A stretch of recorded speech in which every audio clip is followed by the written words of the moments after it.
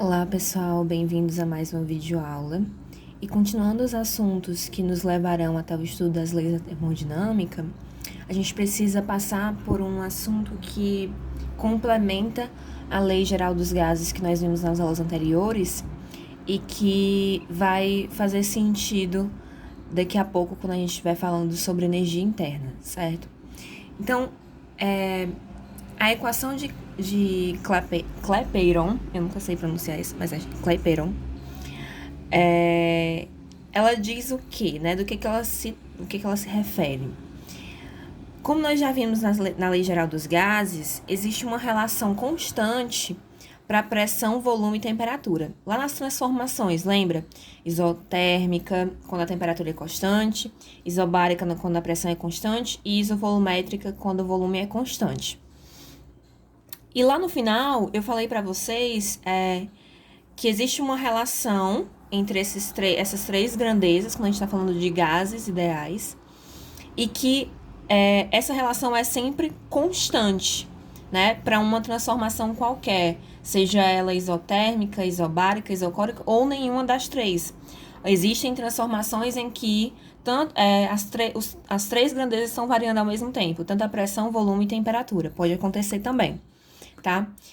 E é justamente essa relação aqui, que é a seguinte: quando eu divido pressão vezes volume por temperatura de um gás, do mesmo gás, né? Antes e depois de qualquer tipo de transformação, essa divisão, ela vai ser sempre igual. Ela vai ser sempre igual a uma constante, a um valor. Ela vai ter sempre o mesmo valor.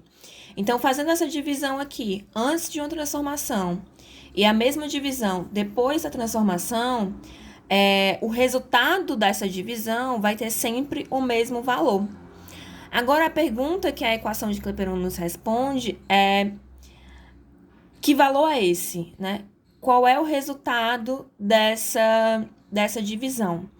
E o que ele vai nos dizer é que depende. Depende do quê? Da quantidade de gás que existe nesse sistema que está sendo transformado. Então, se eu tenho pouco gás, isso não quer dizer que não percebam.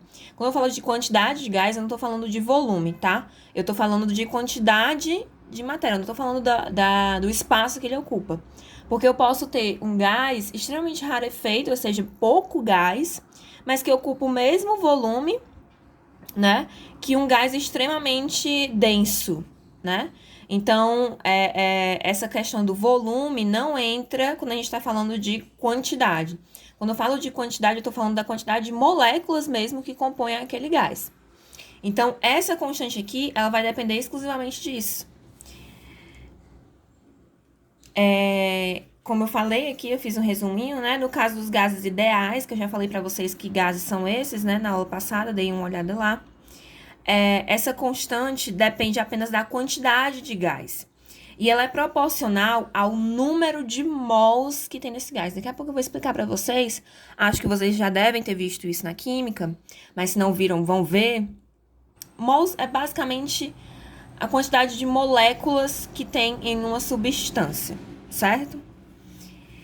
Então, essa relação aqui, ó, essas relações aqui, essa divisão, pressão vezes volume dividido por temperatura, ela é sempre igual a N vezes R. N é justamente esse número de mols, tá? Toda vez que vocês virem esse N minúsculo, ele está se referindo a número de mols de uma certa substância, de um certo gás. E esse R, pessoal, é uma constante que a gente chama de constante universal dos gases ideais. Ela tá aqui, é só um número, tá? Ele tá aqui com a seguinte função. Ele tem a função de balancear essa equação. Então, a única variável aqui é essa, é o número de mols. Então, eu digo, né, que essa relação aqui de pressão vezes volume dividido por temperatura, ela depende exclusivamente do número de mols, que é desse N aqui. Por quê? Porque esse R é um número que não vai variar nunca. Então, independente da pressão, do volume, da temperatura e do número de mols, esse R vai ser sempre o mesmo, tá? Que é a constante universal dos gases ideais. Então, para os gases ideais, né, esse R vai ter um valor definido, que aí é definido por experimento, tá? Eles vão fazendo os experimentos e vão medindo o valor desse R aí até encontrar. É experimental, não tem nenhuma dedução matemática. E aí, vamos para a questão do número de mols. 1 mol, pessoal, equivale a 6,023 vezes 10 elevado a 23. Olha isso aqui. Isso aqui é uma notação científica, certo? Concordam comigo?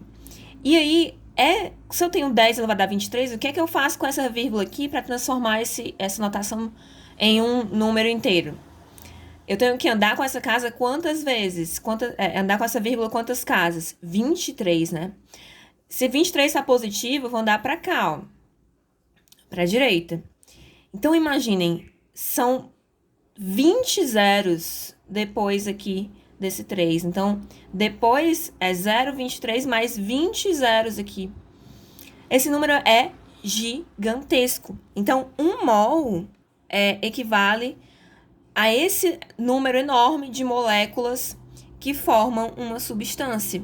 Então, 1 mol de hidrogênio, 1 mol de cloro, 1 mol de, vamos dizer assim, o que mais que eu tenho de gases aí? Pensem, oxigênio, nitrogênio. 1 mol desses gases, independente do tamanho, aí vem um ponto importante. Independente do tamanho dessa molécula, existem moléculas que são mais pesadas, que são mais massivas, né? Tem uma massa maior. E existem moléculas que têm uma massa menor. Independente do tamanho dessa molécula, 1 mol vai ser sempre essa quantidade de moléculas, certo? De qualquer gás. E esse número aqui é o que a gente chama de número de Avogadro, certo? Vocês vão ver mais sobre isso na química.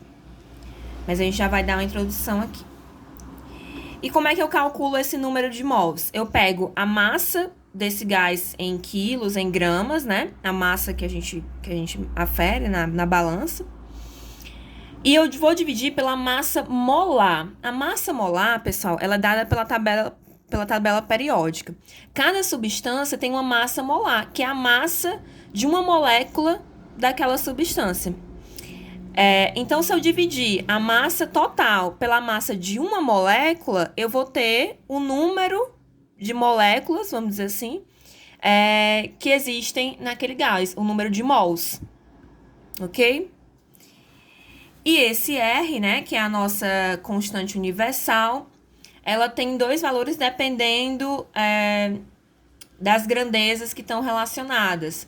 Então, se eu tiver falando de Joule por mol Kelvin, eu uso 8,31.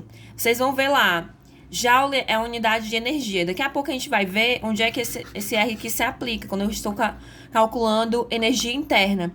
Então, quando eu estou calculando energia interna, normalmente eu uso esse R aqui, Joule por mol Kelvin.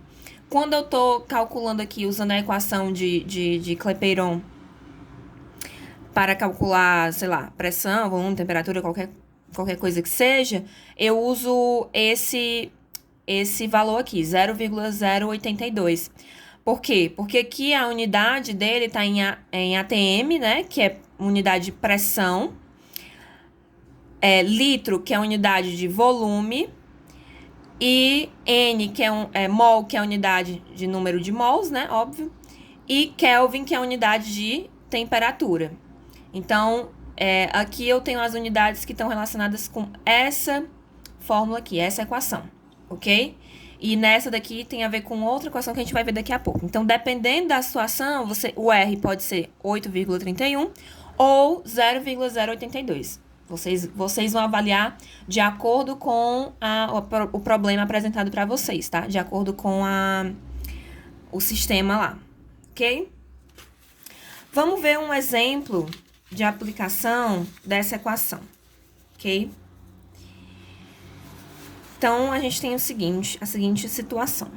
Tem uma quantidade de 20 mols, tá? Ele já disse a quantidade de moléculas, né? 20 vezes aquele número lá, então 20 mols de um gás perfeito, tá? Um gás ideal. Então, tem uma quantidade de 20 mols desse gás e ele sofre uma expansão isotérmica. O que quer dizer expansão, meu povo? Expansão, ele está aumentando o volume. Toda vida que vocês virem expansão, significa que o volume aumentou. Então, aumento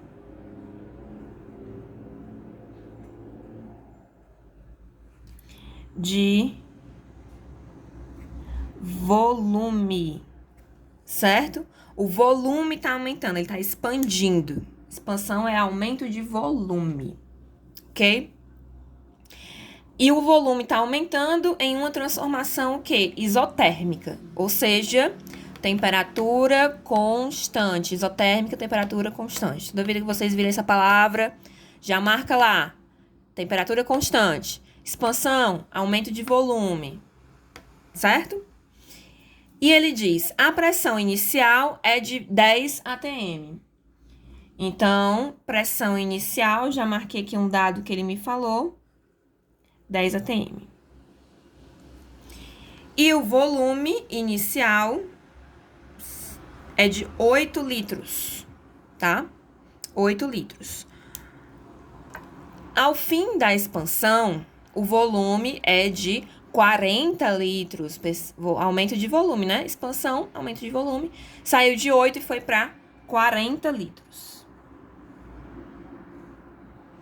Então, ele está ocupando um espaço maior, certo? O volume é espaço que o gás ocupa. Então, antes ele estava ocupando 8 litros, agora ele está ocupando um espaço de 40 litros. E aí vem a pergunta. Qual é a pressão final desse gás? A pressão inicial que ele estava era 10 atm, né? Qual é a pressão que ele vai estar quando esse volume chegar a 40 litros? Vocês sabem que em uma expansão isotérmica, em uma transformação isotérmica, a pressão e o volume são inversamente proporcionais. O que quer dizer isso? Quando um aumenta, o outro tem que automaticamente diminuir. Então, se eu sei que é uma expansão, que o volume está aumentando, o que eu vou chegar, eu tenho que chegar a uma pressão menor, necessariamente menor, do que a que ele tinha antes. Então, se vocês fizerem os cálculos e a pressão der um valor maior do que 10, já sabe que está errado, que tem que refazer, tá? É assim que vocês conseguem se autocorrigir. Não precisa esperar a correção da professora. Vocês mesmos vão avaliar de acordo com o conceito físico que eu dei para vocês, certo? A física é bonita por causa disso, né? Ela entra no raciocínio de acordo com os conceitos físicos, não é só a matemática. Tem o conceito físico envolvido, e dentro desse conceito é que você vai saber se a matemática está correta ou errada em cada caso. Então, para eu calcular a pressão final, eu tenho que lembrar que essa é uma transformação isotérmica. Aí eu vou pegar lá naquela aula anterior que eu falei sobre transformações, qual é a relação, a equaçãozinha para a transformação isotérmica. E a gente vai lembrar que é essa daqui, né? Pressão inicial vezes volume inicial é igual a pressão final vezes volume final, né? Chamei de pressão inicial P1, volume inicial V1, pressão final P2 e volume final P2. E aí eu substituo os valores que a questão me deu. Ela falou da pressão inicial, então eu sei que P1 é igual a 10. Volume inicial eu sei que é 8. Pressão final eu não sei, então vai continuar sendo P2. E volume final eu sei que é 40. Então, vai ficar assim, ó. Pressão inicial 10 atm, volume inicial 8 litros, volume final 40 litros, pressão final P2 não sei. 10 vezes 8, 80, né? Só multipliquei aqui, ó. 10 vezes 8, 80. E aí, repetir, 40 vezes P2. Esse 40, como vocês já sabem, então, carecas de saber, eu tenho que isolar o P2 para saber quanto é que ele é, né?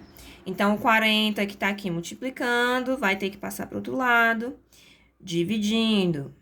Então, fica como? 80 dividido por 40. Vocês sabem que numa divisão, quando eu tenho zeros aqui à direita e nenhuma vírgula, né? Eu posso dividir por 10 aqui e cancela esses zeros, né? E aí fica 80 por 40 é o mesmo que dividir 8 por 4. 8 dividido por 4, vocês sabem que é 2. Então, a pressão final, nesse caso, vai ser igual a 2 atm. Então, saiu de uma pressão igual a 10 e chegou a uma pressão de 2, diminuiu. É menor? Bem menor. Então, tá certo. Ok? Verifica os cálculos e já sabe que chegou a um valor correto de pressão final. A pressão tem que ser menor, nesse caso aqui, para uma expansão isotérmica.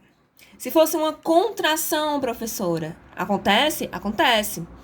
Numa contração isotérmica é o contrário. O volume vai diminuir e a pressão vai aumentar. Então, expansão, aumento de volume, contração, diminuição de volume. São palavras-chave. E a letra B, ela pergunta o seguinte: qual é a temperatura em que essa transformação acontece? Se é isotérmica, a temperatura não varia, então ela vai ser a mesma antes e depois da transformação. Para saber a temperatura, a gente agora tem que usar lá a equação de Clapeyron. Clapeyron. Então, a gente sabe que pressão vezes volume dividido por temperatura vai ser igual a essa constante aqui. E a gente vai usar os valores de pressão e volume final, tá? Para calcular essa temperatura aqui, o final, depois da transformação.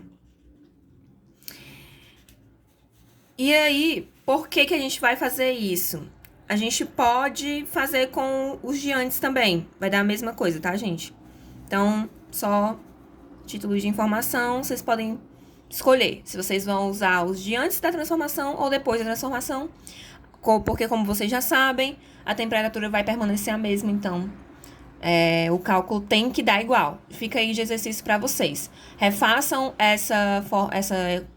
esse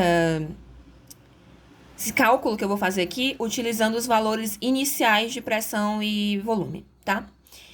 Então, pressão final, 2 atm, volume final, 40 litros, vai ser igual a N vezes R.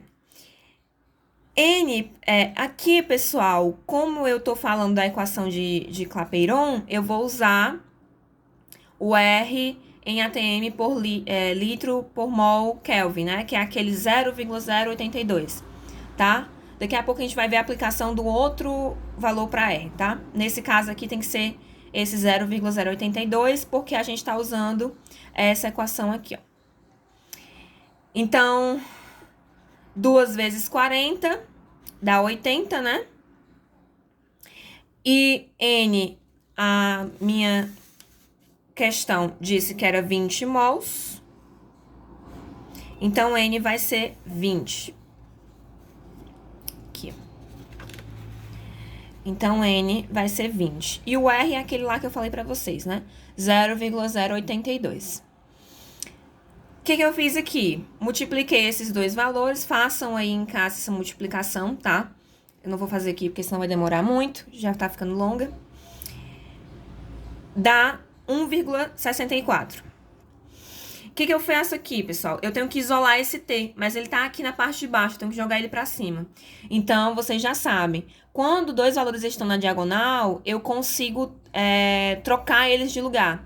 Sempre que eu tenho uma divisão igual a outra divisão, por que aqui é uma divisão? Porque quando não tem nada, eu digo que tem um, né?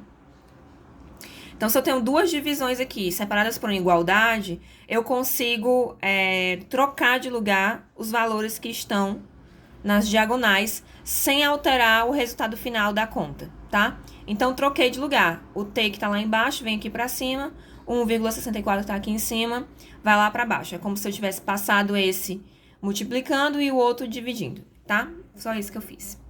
Então, fica 80 que já tava lá, dividido por 1,64, igual a T. Fiz essa divisão, façam aí, e deu 48,8 Kelvin, tá? Temperatura, quando eu tô aplicando essa equação, vai estar sempre em kelvins, tá? Não tá em Celsius. Se a questão te der o valor em graus Celsius, você tem que transformar para Kelvin, que é muito fácil. É só somar 273. certo? A qualquer valor que você tiver. Nesse caso aqui, para saber o valor em graus Celsius, eu subtraio 273, ok? Agora, pessoal, a gente vai entrar no assunto que é derivado desse daqui, que é falar sobre energia interna de um gás perfeito, tá? É o seguinte, a energia interna de um gás ou de um sistema é a soma das energias cinéticas. Lembram de energia cinética que a gente falou lá no primeiro bimestre? Então, a energia interna de um gás é a soma das energias cinéticas, então a energia do movimento. Movimento de quem? Das moléculas. Das moléculas que compõem aquele gás. Então, pode ser um movimento de translação, em que ela vai se movimentar, rotação, em que ela gira em torno do próprio eixo, pode ser vibração, em que ela faz pequenos movimentos assim, né, oscilatórios, e pode ser energia de interação entre os átomos. Então, os átomos que compõem aquela molécula, eles interagem. Lá na página 105, se não me engano, do livro de vocês, tem imagens desse tipo de movimento que acontecem em moléculas que compõem o gás. A gente chama esses movimentos de graus de liberdade. Então, isso aí, quem quiser fazer faculdade de física algum dia, né? Não sei se alguém vai querer, vocês vão estudar um pouco mais sobre isso, né? Na disciplina de termodinâmica. Então, cada tipo de gás ou substância, a estrutura dela promove certos graus de liberdade, que é justamente como essa molécula pode se movimentar, se ela pode transladar, se ela pode rotacionar, se ela pode vibrar. Então, depende da estrutura, ok? E nesse caso, como eu já falei, a gente está falando de gases perfeitos. E no gás perfeito, ele é monoatômico. O que significa isso? A molécula desse gás só tem um átomo. Por exemplo, o hidrogênio, né? O hidrogênio é um gás monoatômico. Ele só tem um átomo de hidrogênio, né? Que é o Hzinho lá. Então, a energia interna desse gás monoatômico, um gás monoatômico, ele só tem energia cinética de translação, tá? Rotação e vibração não tem. E aí, nesse gás monoatômico, que só tem energia de translação, o que vai acontecer? Essa energia interna é dada pela seguinte relação. O que é energia interna? Eu já acabei de falar, né? É a soma dessas energias de movimento dessas moléculas que estão lá no gás. Então, obviamente, essa energia das moléculas ela vai depender da quantidade de moléculas que tem naquele gás. Então, a energia interna do gás como um todo vai depender do número de moléculas, do número de mols que tem naquele gás, da constante universal dos gases e da temperatura. Lembra que eu bati na tecla várias vezes. Isso daqui é o que prova pra gente que energia interna, ou seja, movimento da molécula, agitação da molécula. Lá no começo do ano eu falei pra vocês que temperatura era medida de agitação interna da molécula, né? Exatamente isso daqui, pessoal. A energia interna, essa energia de agitação dessas moléculas, né? Ela é igual a essa relação aqui, que de onde vai derivar a nossa grandeza temperatura. Então, a temperatura vem da energia interna e não o contrário. Então, a temperatura é justamente a grandeza que vai variar de acordo com a energia interna. Então, quanto maior essa temperatura, ou seja, mais quente está um gás, maior vai ser essa energia interna de agitação dessas moléculas. Quanto menor essa agitação, quanto menor a energia cinética lá, menor a temperatura, certo? Então, é dada por essa relação. E tem essa relação aqui de grandeza, né? 3, eu vou multiplicar esses valores aqui. Pega o número de mols, a constante e a temperatura. Nesse caso aqui, a constante que vocês vão usar é aquela outra 8,31. Por quê? Porque aqui eu tenho unidade de mol, unidade de temperatura, que é Kelvin, e unidade de energia, que é Joule. Então, vai ter que ser aquela outro valor de R, 8,31, certo? Então, quando a gente está falando de energia interna, a gente usa o R igual a 8,31. E tem que multiplicar por 3, depois dividir por 2, né? Fazer essa relaçãozinha aqui. Como eu falei, isso daqui é por conta de medições em laboratório. Eles vão pegando gás e vão medindo o grau de agitação das moléculas, medem a temperatura e aí vão descobrir que existe uma relação desse tipo aqui, que eu tenho que multiplicar por 3 e dividir por 2 para chegar no valor exato da energia interna, ok? Então, tudo na termodinâmica, pessoal, ela é medida, são coisas medidas em laboratório e tal. Então, não é nada que vem da imaginação de ninguém, tá? Para um caso ideal, aqui eu tô só resumindo, anotem aí. Se a temperatura é constante, isso é muito importante. Então, se essa temperatura aqui não varia, no caso de uma transformação isotérmica, a energia interna lá das minhas moléculas também vai ser constante. Então, essa energia interna, ela só varia se variar a temperatura, ok? Vamos para um exemplo de aplicação agora dessa nossa relação aqui da energia interna, ok? Sempre esse U maiúsculo aqui para representar energia interna, quando a gente está falando de estudo da termodinâmica, né? Então, ele pergunta, qual é a energia interna de 4 mols? 4 mol é medida de quê, pessoal? Número de mols, né? Nzinho lá. 4 mols de um gás ideal, caso seja mantido a 60 graus Celsius. Cuidado. Essa temperatura aqui, eu tenho que transformar para quê? Para Kelvin. 60 mais 273. Então, 273 mais 60 vai ser o valor que eu vou usar lá na minha fórmula, tá? Eu não posso usar assim em Celsius, não. Então, 0 mais 3, 3. 7 mais 6, 13, né? Então, baixo 3, vai 1. 1 mais 2, 3. Então, 273 mais 60 dá 333 Kelvin. Então, em Celsius, 60 graus, em Kelvin, 333. Então, eu vou usar o 333. A minha fórmula lá, energia interna, é 3 sobre 2 nRT. Então, só substituir os valores. N é 4 mols, que ele falou, então aqui vai ser 4. R, nesse caso, é 8,31 ou 8,3, tá? Como eu falei para vocês, né? Como eu expliquei. E a temperatura é 333. Vocês não vão usar 60. Cuidado, tem que estar em Kelvin. Então, já transforma para Kelvin logo. 333. Multipliquei todo mundo aqui em cima, ó. 3 vezes 4 vezes 8,3 vezes 333. E cheguei nesse valor aqui, ó. 33.166,8. Aí, sobrou o 2 aqui embaixo dividido por 2, tá? Quando eu divido por 2 esse valor, eu chego nesse daqui. Então, a energia interna desse gás é igual a 16.583,4 joules.